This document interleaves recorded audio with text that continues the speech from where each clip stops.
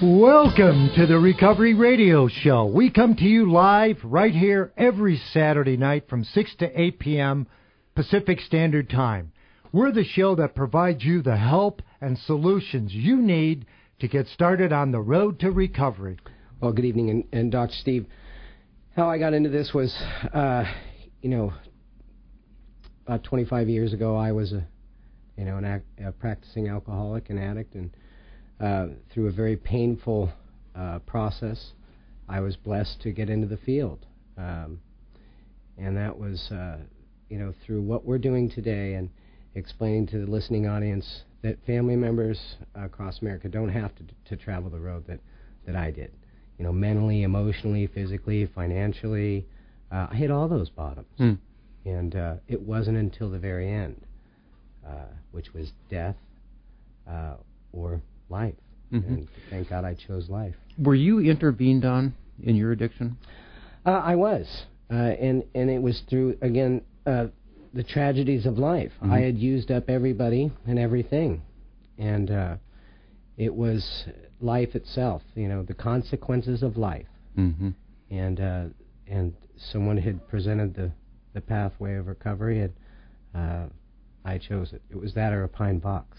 Well, that's the deepest bottom, 6 feet under. And that's really why we're so passionate about what we do here, because we don't want people to go to those bottoms, and eventually they do. Yeah. Well, Kevin, can you tell us a story of an intervention, maybe one of the more interesting ones, or perhaps one that you've done on TV? Absolutely. This was on a 19-year-old young lady, and her family had done everything. There's a difference between consequences and ultimatums, and it's so important because she had hit some of those bottoms, jails, institutions, and being separated from her family, the disease. This is really what it is. It's about this disease that takes over, and that's what it wants. It wants to separate the family, and it wants to get her in jail, and then, as we've said earlier, about that you die. But for this family, they had tried everything. They had kicked her out of the house. They had financially cut her off, given her ultimatums, and nothing was working. And so the family had called us in such desperation. And, we're blessed that 50 million Americans saw that piece. But the bottom line with that 19-year-old was that it was a combination of communication about finding the direction for her to receive the gift, and for the families to present their, because it is a family disease. And so we came in, and the mother her tools to communicate were anger, and the father had his communication skills, which were basically just to be a sounding board for his daughter. And so we weren't reaching her without the intervention. So what we did was we came in and we gave the families new tools.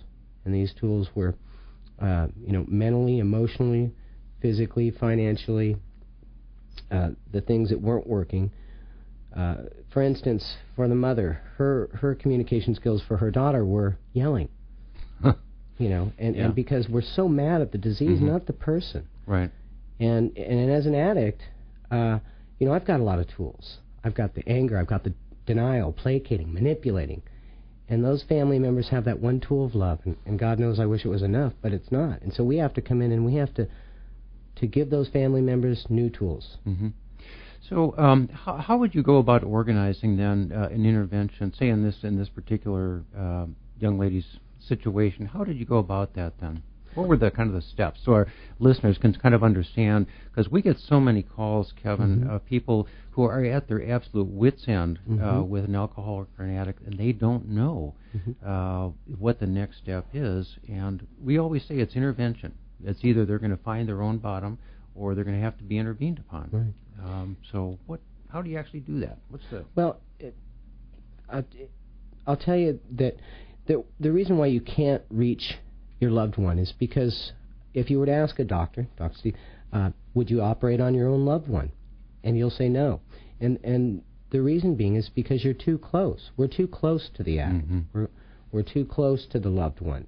And all those dysfunctional tools we fall into as the family. And so, going back to the Jennifer Jika case,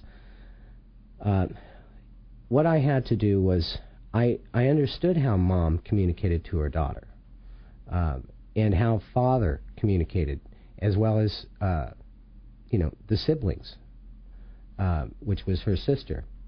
So mom was very argumentative, father was very passive, and the sister was very emotional, a lot of tears, and so none of those were working. So for the father, I had to ask him to go inside himself.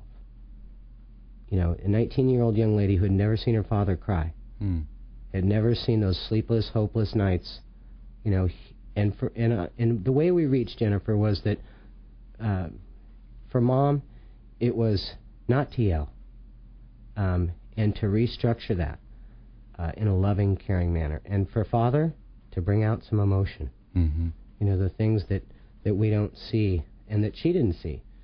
She knew that she could call her father at 2 o'clock in the morning and that he'd be there emotionally. So that was her support. And so we had to restructure that.